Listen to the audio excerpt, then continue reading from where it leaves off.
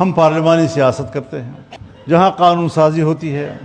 اب جو قانون قرآن و سنت کے خلاف ہو اس کو اکثریت سے پاس کیا جاتا ہے، جبکہ حلف اٹھایا گیا ہے کہ قرآن و سنت کے تابع قانون سازی ہوگی، آئین کہتا ہے ہمارا۔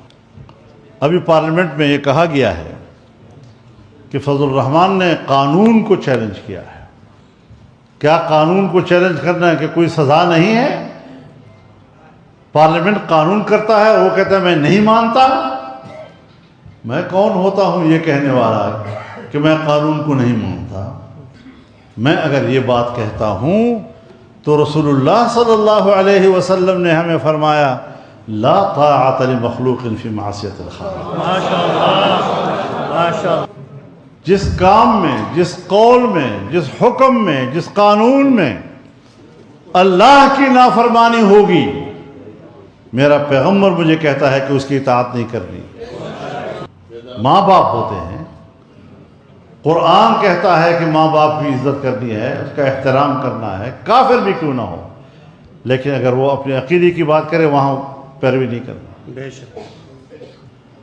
تو میں بھی ان کو یہ پیغام دینا چاہتا ہوں کہ اگر تم قرآن و سنت کے خلاف قانون سازی کرو گے، میں پھر کہتا ہوں کہ میں اس قانون کو نہیں مانوں گا۔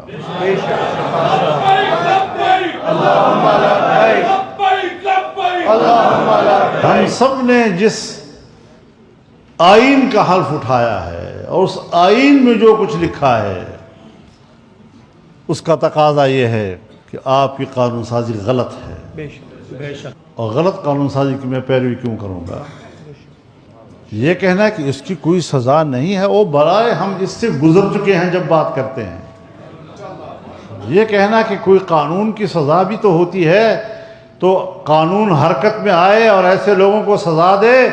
ہم قرآن و سنت اور اس کی بالادستی کے لیے جیل بہت معمولی چیز ہے، پھانسی بہت معمولی چیز ہے، اس سے آگے بھی اگر کوئی سزا ہے تو انشاءاللہ ہم خندہ پیشانی کے ساتھ قبول کریں گے قرآن و سنت کے مقابلے میں۔ السجن احب الی مما یدعوننی الیہ، یہ انبیاء کی سنت ہے۔ اگر ہم انبیاء کے وارث ہیں تو پھر الانبیاء اشد بلاء، سب سے زیادہ آزمائشیں انبیاء پر آئیں، ثم الامثل فالامثل۔ اس کے بعد اگر کوئی ان کو وارث اپنے آپ کو کہتا ہے تو پھر یہ آزمائشوں کے لیے اس کو تیار رہنا چاہیے، کوئی ایسا مسئلہ نہیں ہے، لیکن ہمارا موقف واضح ہے۔